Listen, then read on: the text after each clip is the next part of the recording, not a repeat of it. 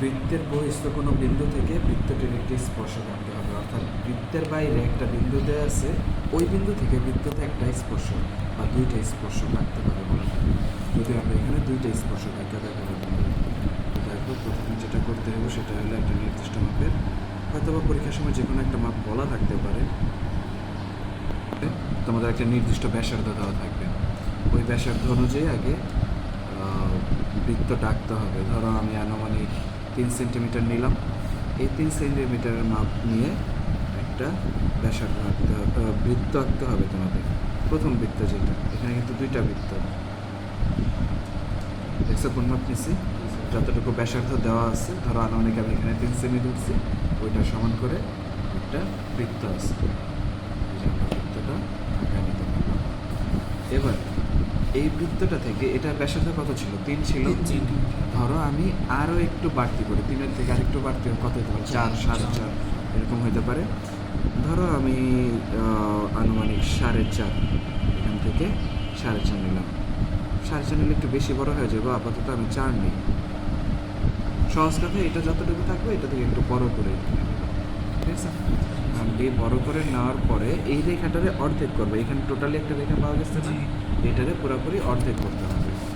এটারে যদি অর্ধেক করতে হয় তাহলে সিস্টেমটা কি, আনুমানিক অর্ধেকের বেশি ব্যাসার্ধ নিতে হবে আমাদের।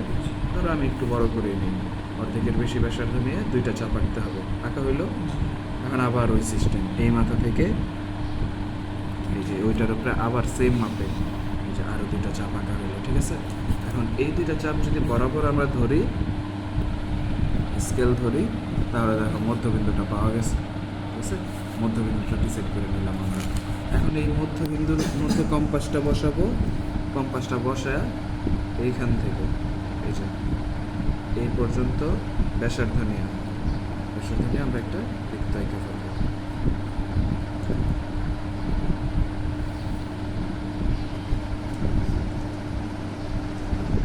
বৃত্তটা আমরা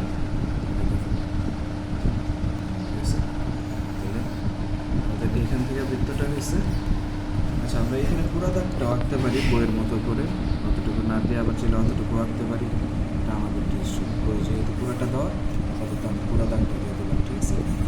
এখন আমাদের যে কাজটা হবে সেটা হলো, এই যে কোনাগুলা ছেদ বিন্দুগুলা বাইরে হচ্ছে না বৃত্তের, দুইটা বৃত্ত এই জায়গায় আর এই জায়গায় ছেদ করছে, তাহলে এই দুইটা জায়গায় টান দিয়ে যে মিলাই দেব, এইটারই বলা হইব আমাদের স্পর্শ।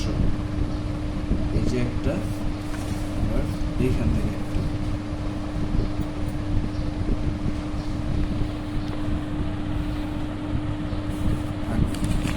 এখন বইয়ের মতো জাস্ট কিছু জিনিস যোগ করতে হবে। ধরো এই যে এতটুকু টান দিয়ে মিলাই দাও, বৃত্তের ব্যাসার্ধ যেটা, আবার এখান থেকে করতে পারো সেটা, যে করলাম। তারপর এইখানে প্রতিটা সমকোণ তৈরি হয়েছে, সমকোণ চিহ্নটা দিয়ে দাও। হ্যাঁ, 90 degree. O B, A B, এই মধ্যবিন্দু ছিল এম, তারপর আর কিছু আছে শেষ না, হ্যাঁ শেষ। তাহলে আমাদের দুইটা স্পর্শক পাইলাম বৃত্ত দুইটাতে, একটা হলো পি এ আর একটা হলো পিবি।